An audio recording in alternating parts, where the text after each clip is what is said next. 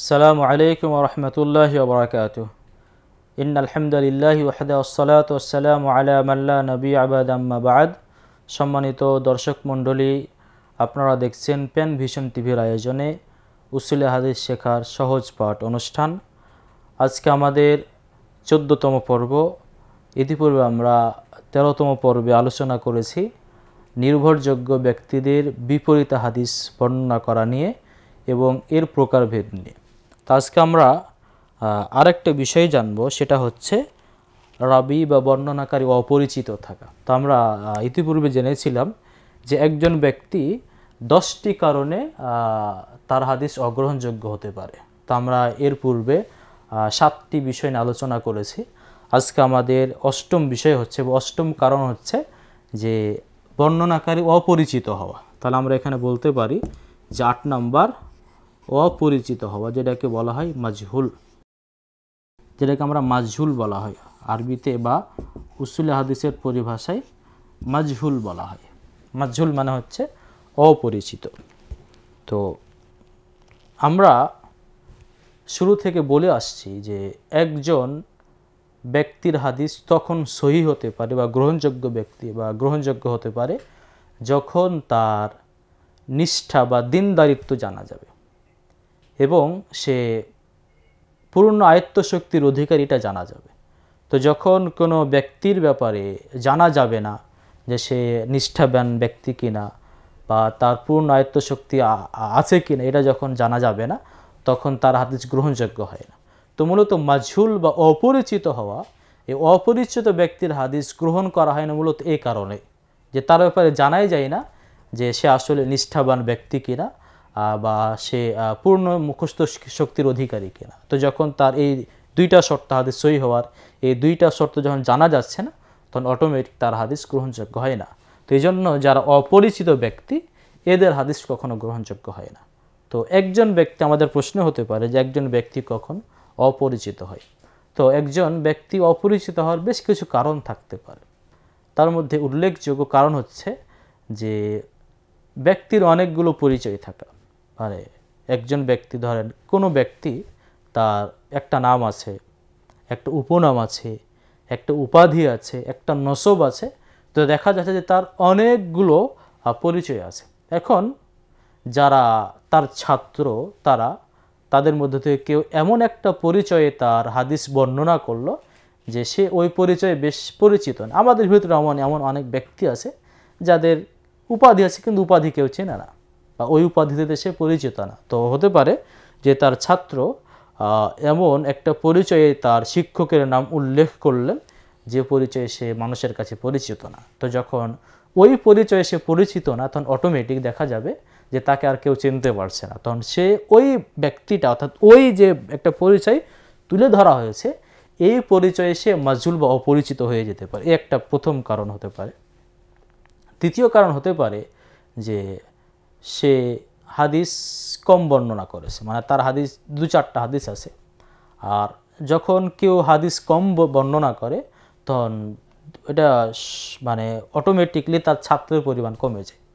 আর আমরা মূলত বেশ কিছু মাধ্যমে পরিচিত হই। তার মধ্যে একটা অন্যতম কারণ হচ্ছে যে একজন শিক্ষক ছাত্রের মাধ্যমে পরিচিত হয়।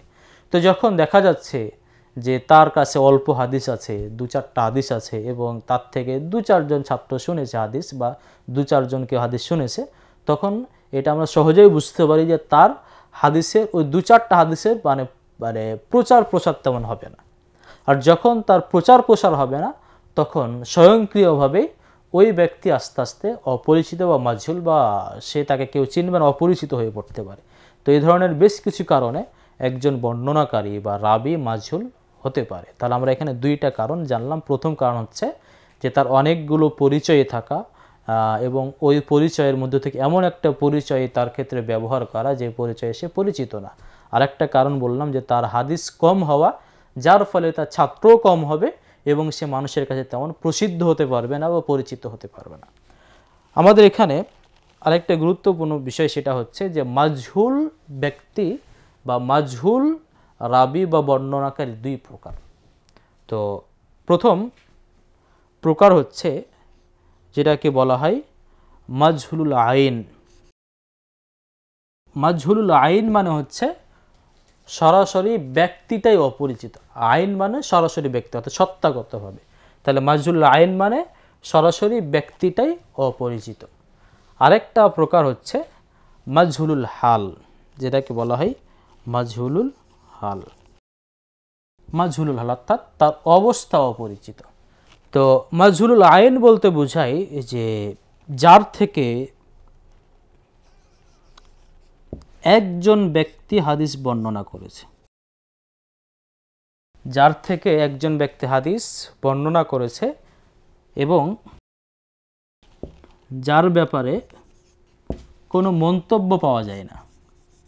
তাহলে এখানে আমরা মাজহুলুল আইনের পরিচয় বলতে পারি যে যার থেকে একজন ব্যক্তি হাদিস বর্ণনা করেছে, মানে তার ছাত্র হচ্ছে মাত্র একজন, এবং তার ব্যাপারে কোনো মুহাদ্দিস কোনো মন্তব্য করেন। অর্থাৎ মন্তব্য বলতে আমরা বুঝাচ্ছি যে আমরা হয়তো অনেকেই জানি যে মুহাদ্দিসগণ বলে থাকেন, মন্তব্য করে থাকেন যে অমুক ব্যক্তি হচ্ছে নির্ভরযোগ্য, বা অমুক ব্যক্তি হচ্ছে দুর্বল, বা অমুক ব্যক্তির এই সমস্যা আছে, বা অমুক ব্যক্তির মাঝে কোনো সমস্যা নাই। অর্থাৎ যদি যেটা এই ধরনের মন্তব্য, যেটাকে উসুল হাদিসের পরিভাষায় আল জারহ ওয়াত তা'দিল বলা হয়ে থাকে, যেটা আমরা ইনশাআল্লাহ সামনে আলোচনা করব ইনশাআল্লাহ। তো দেখা যাচ্ছে যে মাজহুল আইন হচ্ছে যে যার থেকে একজন ব্যক্তি হাদিস বর্ণনা করেছে, মানে তার ছাত্রের সংখ্যা হচ্ছে একজন, এবং তার ব্যাপারে কোনো মন্তব্য পাওয়া যায় না। অর্থাৎ সে ভালো নাকি খারাপ, বা সে নির্ভরযোগ্য নাকি নির্ভরযোগ্য নয়, সে কখনো মিথ্যা কথা বলেছে কিনা, বা সে কোনো পাপ কাজ করেছে কিনা, বা সে অনেক ভালো ব্যক্তি, সৎ ব্যক্তি, এ ধরনের কোনো মন্তব্য পাওয়া যায় না। তো যদি এমন হয় যে যার ছাত্র সংখ্যা মাত্র একজন এবং যার ব্যাপারে কোনো মন্তব্য পাওয়া যায় না, এমন ব্যক্তিকে বলা হবে মাজহুল আইন বলা হবে। তবে যদি আমাদের মনে রাখতে হবে যে যদি কারো থেকে একজন ব্যক্তি হাদিস বর্ণনা করে এবং তার ব্যাপারে যদি মন্তব্য পাওয়া যায়, ভালো কিংবা খারাপ, মুহাদ্দিসদের যদি মন্তব্য পাওয়া যায়, তবে ওই ব্যক্তিকে মাজহুল আর বলা হবে না। তাহলে মাজহুল বলতে বোঝাচ্ছি বা বোঝানো হয় যে যার ব্যাপারে কোনো মন্তব্যই নেই। তো অতএব যদি দেখা যায় যে একজন ব্যক্তি হাদিস বর্ণনা করেছে কিন্তু তার ব্যাপারে মুহাদ্দিসগণ মন্তব্য করেছেন, তবে ওই ব্যক্তিকার মাজহুল বলা হবে না। অতএব মাজহুল বলতে তাহলে আমরা বুঝাচ্ছি বা মাজহুল বলতে বোঝাই যে যার থেকে মাত্র একজন হাদিস বর্ণনা করেছে এবং তার ব্যাপারে কোনো ধরনের মন্তব্য পাওয়া যাবে না, এটা হচ্ছে মাজহুলুল আইন বলা হয়। এরপরে মাজহুলুল হাল। মাজহুলুল হাল মূলত মাজহুলুল আইনের মতোই। মাজহুলুল হাল মূলত মাজহুলুল আইনের মতো। এখানে পার্থক্য শুধু এখানে এটাই যে আমরা এখানে মাজহুলুল আইনে দেখেছি যে যার থেকে একজন ব্যক্তি হাদিস বর্ণনা করেছে, কিন্তু মাজহুলুল হালের ক্ষেত্রে দেখা যাবে যার থেকে একজন না বরং একাধিক ব্যক্তি। তাহলে আমরা এখানে শুধুমাত্র এটাই পরিবর্তন করে দিলে হবে যার থেকে একাধিক ব্যক্তি হাদিস বর্ণনা, একের অধিক ব্যক্তি, যার থেকে কি একাধিক ব্যক্তি হাদিস বর্ণনা করেছে এবং যার ব্যাপারে বা আমরা তার ব্যাপারে কোনো ধরনের কোনো মন্তব্য পাওয়া যাবে না।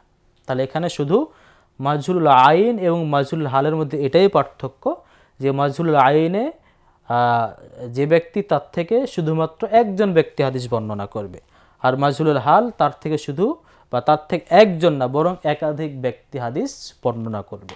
তো এটাকে বলা হয় মাজহুলুল হাল বলা হয়। এখানে আরেকটা বিষয় হচ্ছে যে এটা অনেকেই এই যে মুবহাম নামক আরেকটা পরিভাষা আছে। মুবহাম একে অনেকেই মাজহুলের অন্তর্ভুক্ত করেছেন। কেউ বলেছেন যে মুবহামও মাজহুলের তৃতীয় প্রকার, অর্থাৎ অপরিচিত ব্যক্তির বা বর্ণনাকারীর তৃতীয় প্রকার হচ্ছে মুবহাম। তো মুবহাম আসলে কি? তো মুবহাম বলতে বোঝায়, যেমন আমরা অনেক সময় বলি যে কোনো ব্যক্তি সরাসরি আমি নাম উল্লেখ করি না, আমি বলি যে আমাকে একজন ব্যক্তি বলেছে, বা আমাকে উমুক ব্যক্তি বলেছে, বা আমাকে উমুক এলাকার একটা লোক বলেছে। অর্থাৎ সরাসরি কি বলি না, নাম বলি না। অর্থাৎ নামবিহীন উমুক বা উমুক এলাকার বা উমুক ক্লাসের ছাত্র বা উমুক মাদ্রাসার একজন, অর্থাৎ এখানে সরাসরি স্পষ্টভাবে নাম থাকে না, এমন শব্দকে বলা হয় উসুল হাদিসের পরিভাষায় মুবহাম বলা হয়। তো অনেকে বলেছেন যে মুবহামটা মূলত মাজহুলের মানে অন্তর্ভুক্ত, কারণ মাজহুল মানে হচ্ছে যার সম্পর্কে কোনো তথ্য পাওয়া যায় না, একে বলা হয় মাজহুল বলা হয়। তো যেহেতু মুবহামের ব্যাপারেও তেমন কোনো তথ্য পাওয়া যায় না, শুধুমাত্র পাওয়া যায় যে একজন ব্যক্তি ফুলান বা অমুক অমুক, অতএব কেউ কেউ বলেছেন যে কি মুবহামটাও মাজহুলের অন্তর্ভুক্ত বা মুবহাম হচ্ছে মাজহুলের তৃতীয় প্রকার। অতএব আমরা এখানে আমাদের সারাংশ স্বরূপ বলতে পারি যে মাজহুল বলতে বোঝায় এমন ব্যক্তিকে বা এমন বর্ণনাকারীকে যার ব্যাপারে তেমন কোনো তথ্য পাওয়া যায় না। আর এটা হচ্ছে 3 প্রকার মাজহুলুল আইন। একটা হচ্ছে মাজহুল আইন বলতে বোঝায় যে যার থেকে একজন ব্যক্তি হাদিস বর্ণনা করেছে এবং যার ব্যাপারে কোনো ধরনের মন্তব্য পাওয়া যায় না। আর দ্বিতীয় প্রকার মাজহুলুল হাল, অর্থাৎ যার থেকে একাধিক ব্যক্তি হাদিস বর্ণনা করেছে কিন্তু তার ব্যাপারে কোনো ধরনের মন্তব্য পাওয়া যায় না। তবে আমরা এখানে বললাম যে যদি মন্তব্য পাওয়া যায় কারো ব্যাপারে তবে সেই ব্যক্তির মাজহুল থাকে না। এরপরে তৃতীয় প্রকার মুবহাম। তো মুবহাম বলতে বোঝায় যে নামবিহীন উমুক উমুক এ ধরনের এভাবে উল্লেখ করা, একে বলা হয় মুবহাম বলা হয়। অতএব যদি কোনো সানাদে ধরেন অপরিচিত ব্যক্তি থাকে তবে তার হাদিস গ্রহণ করা হয় না বা সে হাদিস মাকবুল হয় না, সে হাদিস গায়ের মাকবুল বা অগ্রহণযোগ্য হয়ে যায়। আশা করি আমাদের কাছে বিষয়টি স্পষ্ট হয়েছে, আমরা ইনশাআল্লাহ বিষয়টা বুঝতে পেরেছি। ইনশাআল্লাহ এই বিষয়টা আমাদের কাছে স্পষ্ট হয়েছে। আশা করি আপনারা আমাদের সাথেই থাকবেন ইনশাআল্লাহ। এ বলে আজকে আমাদের 14তম পর্ব শেষ করলাম। ওয়া আখিরু দাওয়ানা আনিল হামদুলিল্লাহি রাব্বিল আলামিন। আসসালামু আলাইকুম ওয়া রাহমাতুল্লাহি ওয়া বারাকাতুহু।